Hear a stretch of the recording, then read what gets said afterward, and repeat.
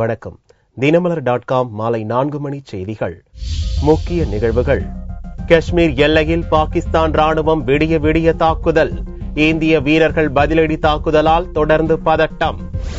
குர்கான் நிலம் கைமாற்றிய விவகாரம். சோனியா மருமகன் வதேரா போலி ஆவணங்கள் அளித்ததாக IAS அதிகாரி அசோக் கெம்கா அறிக்கை. இலங்கை கடற்படையினரின் தொடர் கைது நடவடிக்கை. மத்திய அரசை கண்டித்து கடலில் படகுகளில் கருப்பு கொடியுடன் மீனவர்கள் போராட்டம். விரிவான செய்திகள். காஷ்மீர் மாநிலம் பூஞ்ச் பகுதியில் கட்டுப்பாட்டு எல்லையில் இந்திய துருப்புகளை குறிவைத்து பாகிஸ்தான் ராணுவம் சனிக்கிழமையன்று விடிய விடிய தாக்குதல் நடத்தியதால் அப்பகுதியில் பதட்டம் நீடித்து வருகிறது. காஷ்மீர் மாநிலம் பூஞ்ச் செக்டாரில் கடந்த வாரம் பாகிஸ்தான் ராணுவத்தின் தனிப்பிரிவு படை நடத்திய திடீர் தாக்குதலில் இந்திய வீரர்கள் 5 பேர் கொல்லப்பட்டனர். இதனால் எல்லையில் பதட்டம் ஏற்பட்டு இந்திய பாகிஸ்தான் உறவிலும் பாதிப்பு ஏற்பட்டுள்ளது. இந்நிலையில் வெள்ளியன்று இரவு 12:20 மணி முதல் பூஞ்ச் செக்டாரில் துர்கா பட்டாலியன் பகுதியில் இந்திய துருப்புகளை குறிவைத்து பாகிஸ்தான் ராணுவத்தினர் துப்பாக்கிச் சூடு மற்றும் நடுத்தர மோர்டார் ஏவுகணைகளை கொண்டு தாக்குதல் நடத்தினர்.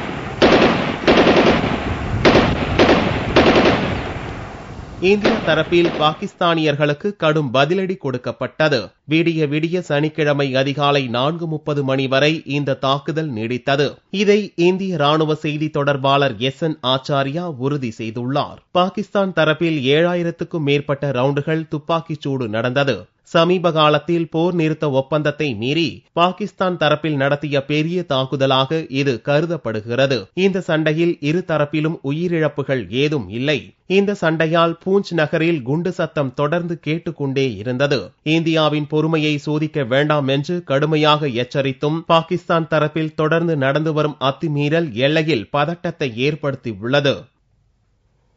குர்கானில் நிலப்பரிமாற்றம் தொடர்பாக ராபர்ட் வதேரா பொய் ஆவணங்களை அளித்துள்ளதாக விசாரணை கமிஷனில் IAS அதிகாரி அசோக் கெம்கா அறிக்கை தாக்கல் செய்துள்ளார். டெல்லியை ஒட்டியுள்ள ஹரியானா மாநிலம் குர்கானில் 3.53 ஏக்கர் நிலம் தொடர்பாக காங்கிரஸ் தலைவர் சோனியாவின் மருமகன் ராபர்ட் வதேரா மற்றும் DLF நிறுவனத்துக்கு இடையே நடந்த போலி ஒப்பந்தம் மூலம் பல கோடி ரூபாய் கைமாறியதாக குற்றச்சாட்டு எழுந்தது. ஹரியானா மாநிலத்தின் நில ஆவணம் மற்றும் பத்திரப்பதிவு இயக்குநராக பதவி வகித்த IAS அதிகாரி அசோக் கெம்கா இந்த விவகாரத்தை வெளி உலகத்துக்கு கொண்டு வந்தார். இதையடுத்து அவர் அம்மாநிலத்தின் விதை மேம்பாட்டுக் கழகத்துக்கு இடமாற்றம் செய்யப்பட்டார். இது தொடர்பாக விசாரணை மேற்கொள்ள கடந்த அக்டோபர் மாதம் 3 பேர் கமிட்டியை ஹரியானா அரசு அமைத்தது.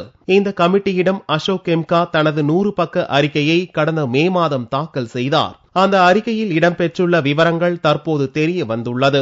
வதேராவுக்கும் DLF நிறுவனத்துக்கும் இடையே நடந்த பேரத்தின் மதிப்பு 58 கோடி ரூபாய் என்றும் கடந்த 8 ஆண்டுகளில் ஹரியானா மாநிலத்தில் இதுபோன்ற போலி வர்த்தகத்தின் மூலம் நடந்த ஊழலின் மொத்த மதிப்பு 3.5 லட்சம் கோடி வரை இருக்கும் என்றும் தனது அறிக்கையில் கெம்கா குறிப்பிட்டுள்ளார். சோனியாவின் மருமகன் என்பதற்காக மட்டுமே வதேராவுக்கு ஹரியானா மாநில நகர் மற்றும் திட்டமாக்கல் துறை சலுகைகள் அளித்ததாகவும் அதில் குற்றம் சாட்டியுள்ளார். வதேராவின் ஸ்கைலைட்ஸ் நிறுவனம் மற்றும் DLF நிறுவனத்துக்கு இடையே 2011ஆம் ஆண்டு முதல் நடந்த பல்வேறு பரிவர்த்தனைகளில் வதேரா போலி ஆவணங்கள் தாக்கல் செய்ததையும் இந்த பரிவர்த்தனைகள் 2011ஆம் ஆண்டு முடிவுக்கு வந்ததாகவும் அதில் அசோக் கெம்கா தெரிவித்துள்ளார். நிலத்துக்கும் வதேராவுக்கும் எந்த தொடர்பும் இல்லாமல் இடைத்தரகராக செயல்பட்ட மூலமே அவருக்கு கோடிக்கணக்கில் பணம் கிடைத்துள்ளதாக அதில் தெரிவிக்கப்பட்டுள்ளது. இது மீண்டும் அரசியலில் புயலை கிளப்பியுள்ளது.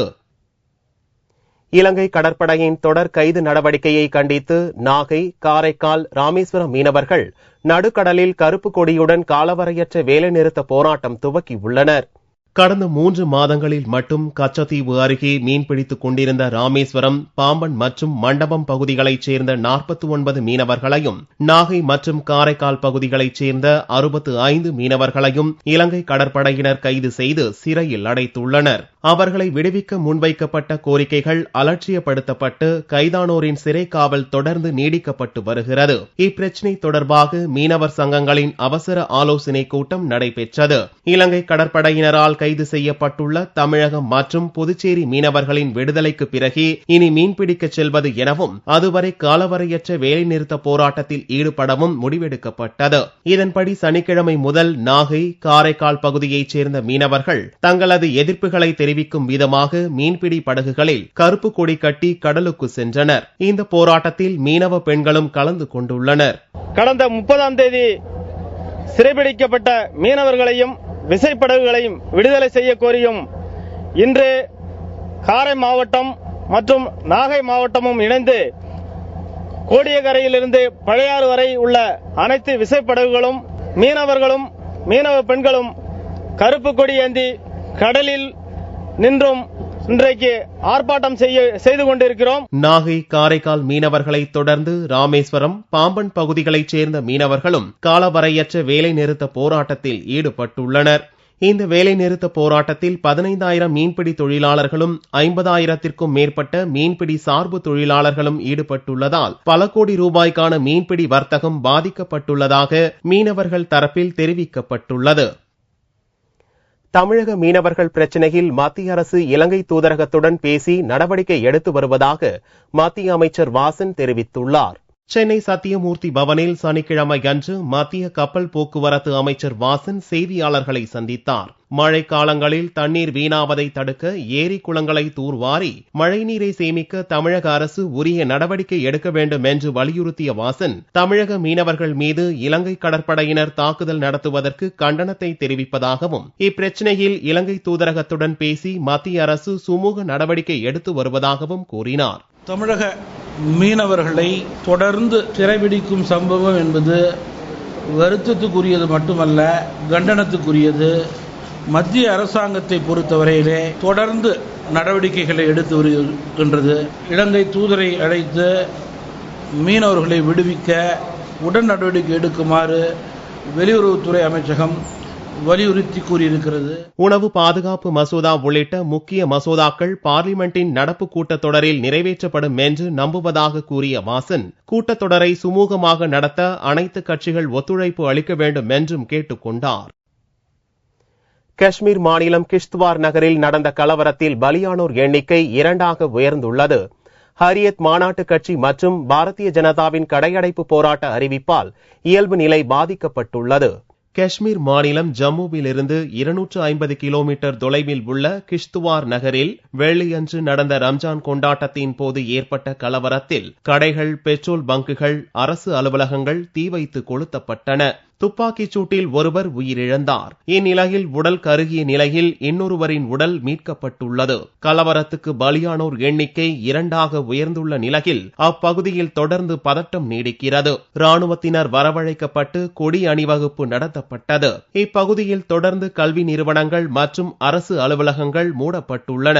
இந்நிலையில் இச்சம்பவத்தை கண்டித்தும் கிஷ்த்வார் மக்களுக்கு ஆதரவு தெரிவித்தும் பிரிவினைவாத இயக்கமான ஹரியத் மாநாட்டு கட்சி ஒருநாள் பந்த் நடத்த அழைப்பு விடுத்துள்ளது. இதே பிரச்சனையில் சிறுபான்மையினர் நலன் காக்க அரசு இயந்திரம் தவறிவிட்டதாக குற்றம் சாட்டி காஷ்மீர் மாநில பாரதிய ஜனதா கட்சியும் ஒருநாள் கடையடைப்பு போராட்டத்துக்கு அழைப்பு விடுத்துள்ளது. இதனால் காஷ்மீரில் பல பகுதிகளில் இயல்பு நிலை பாதிக்கப்பட்டுள்ளது. கிஷ்த்வாரில் தொடர்ந்து ராணுவம் ரோந்து வந்தாலும் இயல்பு நிலை முடங்கி தொடர்ந்து பதட்டம் நீடித்து வருகிறது. பிறந்து 2 தினங்களே ஆன பெண் சிசுவை கொலை செய்து சாக்கடையில் வீசிய சம்பவம் போடியில் பெரும் பரபரப்பை ஏற்படுத்தியுள்ளது. தேனி மாவட்டம் போடிநாயக்கனூர் சுப்புராஜ் நகர் வஞ்சி ஓடை தெருவில் நாய் ஒன்று சாக்கடை கால்வாயிலிருந்து பெண் சிசுவை கவ்விக்கொண்டு தெருவில் ஓடியது. இதை கண்ட பொதுமக்கள் நாயை விரட்டிச் சென்று பார்த்தபோது அது பிறந்து 2 நாட்களே ஆன பெண் சிசு என்று தெரிய வந்தது. தகவல் அறிந்து சம்பவ இடத்திற்கு வந்த போலீசார் பெண் சிசுவை கைப்பற்றி மருத்துவ ஆய்விற்காக போடி அரசு மருத்துவமனைக்கு அனுப்பி வைத்தனர். பெண் சிசுவின் கழுத்தில் மஞ்சள் நிற துணியால் இறுக்கி கொலை செய்யப்பட்டதற்கான அடையாளம் தெரிய வந்தது. பக்கத்தில் டீ சாப்பிட்டு நாய் குழந்தை விரட்டி பிடிச்சி பார்த்ததில்ல. குழந்தை பெண் குழந்தை வஞ்சி எடுத்துள்ள கிடக்கு. போலீஸ் சொல்லி போலீஸ் விசாரிச்சு கொலை செய்யப்பட்ட பெண் சிசுவை நாய் கவ்விக்கொண்டு தெருவில் போட்ட சம்பவம் அப்பகுதி பொதுமக்களிடையே பெரும் பரபரப்பை ஏற்படுத்தியுள்ளது. அடுத்த 24 மணி நேரத்தில் தமிழகம் மற்றும் புதுச்சேரியின் கடலோர மாவட்டங்களில் இடியுடன் கூடிய கனமழை பெய்ய வாய்ப்புள்ளதாக சென்னை வானிலை ஆய்வு மையம் தெரிவித்துள்ளது. வெப்பச்சலனம் காரணமாக கடந்த 24 மணி நேரத்தில் தமிழகம் மற்றும் புதுவையில் ஒரு சில இடங்களில் மழை பெய்துள்ளது. சென்னையின் பல்வேறு பகுதிகளில் வெள்ளியன்று இரவு கனமழை பெய்தது. அதிகபட்சமாக காஞ்சிபுரத்தில் 11 சென்டிமீட்டர் மழை பதிவாகியுள்ளது. அடுத்த 24 மணி நேரத்தில் தமிழகம் மற்றும் புதுச்சேரி உள்ளிட்ட கடலோர மாவட்டங்களில் இடியுடன் கூடிய கனமழை பெய்ய வாய்ப்புள்ளதாக சென்னை வானிலை ஆய்வு மைய இயக்குநர் ரமணன் தெரிவித்தார். கடந்த 24 மணி நேரத்தை பொறுத்தவரை தமிழகம் மற்றும் புதுச்சேரியில் ஒரு சில இடங்களில் மழை பெய்துள்ளது. மிக அதிகமான மழை 11 சென்டிமீட்டர் காஞ்சிபுரத்தில் பதிவாகியுள்ளது. வாரம் 24 மணி நேரத்தை பொறுத்தவரை தமிழகத்தில் ஒரு சில இடங்களில் இடியுடன் கூடிய மழையை நாம் எதிர்பார்க்கலாம். கடலோர மாவட்டங்களை பொறுத்தவரை ஒரு இடங்களில் கனமழையும் இருக்கக்கூடும். சென்னை நகரை பொறுத்தவரை வானம் மேகமூட்டத்துடன் இருக்கும். நகரின் சில பகுதியில் மழை வருவதற்கான ஒரு வாய்ப்பு உண்டு. வெள்ளியன்று கடலூர், காஞ்சிபுரம், திருவாரூர், நாகை, விழுப்புரம் போன்ற கடலோர மாவட்டங்களிலும் நாமக்கல், சேலம், திருவண்ணாமலை உள்ளிட்ட உள் மாவட்டங்களிலும் பெரும்பாலான இடங்களில் மழை பெய்துள்ளது. கேரளா மற்றும் கர்நாடகாவில் தென்மேற்கு பருவமழை வலுக்குறையும் நிலையில் தமிழகம் மற்றும் புதுச்சேரியில் இடியுடன் கூடிய கனமழை பெய்வது இயல்பு என்றும் ரமணன் தெரிவித்தார். இந்தியாவோடு புதுச்சேரி இணைக்கப்பட்ட ஆகஸ்ட் 16ஆம் தேதி அன்று புதுவை அரசு தேசிய கொடி ஏற்றி விழா கொண்டாட வேண்டும் என வலியுறுத்தி பிரெஞ்சு இந்திய இயக்கத்தினர் பேரணி நடத்தினர். 1962ஆம் ஆண்டு ஆகஸ்ட் 16ஆம் தேதி அன்று பிரெஞ்சுக்காரர்களிடமிருந்து புதுச்சேரி இந்தியாவோடு இணைக்கப்பட்டது. அந்த தினத்தை நினைவு கூறும் வகையில் ஆகஸ்ட் 16ஆம் தேதி அன்று புதுவை அரசு இந்திய தேசிய கொடியை ஏற்றி கொண்டாட வேண்டும் என வலியுறுத்தி பிரெஞ்சு இந்திய விடுதலை கால மக்கள் இயக்கத்தினர் சனிக்கிழமை அன்று புதுச்சேரியில் பேரணி நடத்தினர். நேருஜி அவர்களுடைய விருப்பப்படி ஆகஸ்ட் 16, 1962 புதுச்சேரி இந்தியாவோடு இணைக்கப்பட்டது. ஆகஸ்ட் 16 புதுச்சேரி அரசும் ஆட்சியாளர்களும் முறையாக நடத்தவில்லை. ஆனால் புதுச்சேரியிலே இந்திய சுதந்திர தினத்தையும் இந்திய குடியரசு தினத்தையும் தான் இந்த அரசு கொண்டாடுகிறது. இதை கண்டித்து நாங்கள் ஆளுநர் அவர்களிடம் மனு கொடுக்க இன்றைக்கு பேரணியாக செல்லுகின்றோம். புதுவை காமராஜர் சிலை முன்பிருந்து புறப்பட்ட இந்த பேரணியில் 100க்கும் மேற்பட்ட சுதந்திர போராட்ட வீரர்கள் கலந்து கொண்டனர். தங்கத்தின் விலை சனிக்கிழமை அன்று சவரனுக்கு 64 ரூபாய் அதிகரித்திருந்தது. ஒரு சவரன் தங்கம் 21,368 ரூபாய்க்கு விற்பனையானது. 1 கிராம் ஆபரண தங்கம் 2,671 ரூபாயாக இருந்தது. வெள்ளி கிராமுக்கு 1 ரூபாய் 60 காசுகள் அதிகரித்து 1 கிராம் 46 ரூபாய் 50 காசுகளுக்கு விற்பனையானது. பார் வெள்ளியின் விலை 43,480 ரூபாயாக இருந்தது. சுதந்திர தின விழாவுக்கான முழு ஏற்பாடுகள் கோட்டையில் தீவிரமடைந்துள்ளன.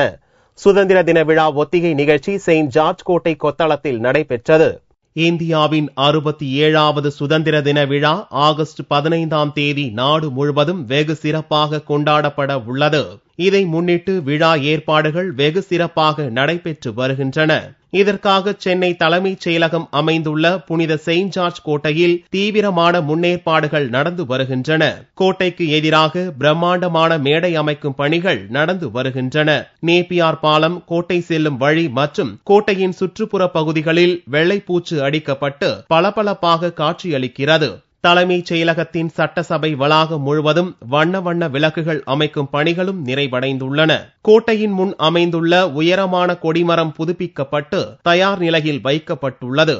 பாதுகாப்பு பணியிலும் ஏராளமான போலீசார் ஈடுபட்டுள்ளனர். சுதந்திர தின விழாவின் போது கண்கவர் அணிவகுப்புகள் நடக்க உள்ளன.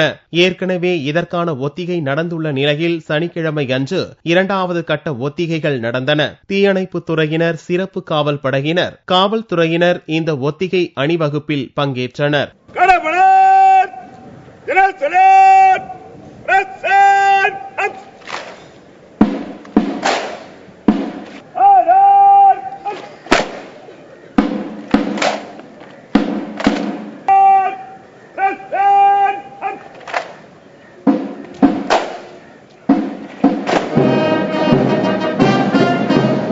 அடுத்ததாக வருகிற 13ஆம் தேதி ஒத்திகை நிகழ்ச்சி நடைபெற உள்ளது. அதில் பள்ளி, கல்லூரி மாணவிகளின் நடன நிகழ்ச்சிகளும் இடம்பெறுகின்றன. சனிக்கிழமை அன்று நடந்த ஒத்திகை நிகழ்ச்சியை முன்னிட்டு காமராஜர் சாலையில் 2 மணி நேரம் போக்குவரத்து நிறுத்தம் செய்யப்பட்டது. மீண்டும் செய்திகள் இந்திய நேரப்படி இரவு 8 மணிக்கு. வணக்கம்.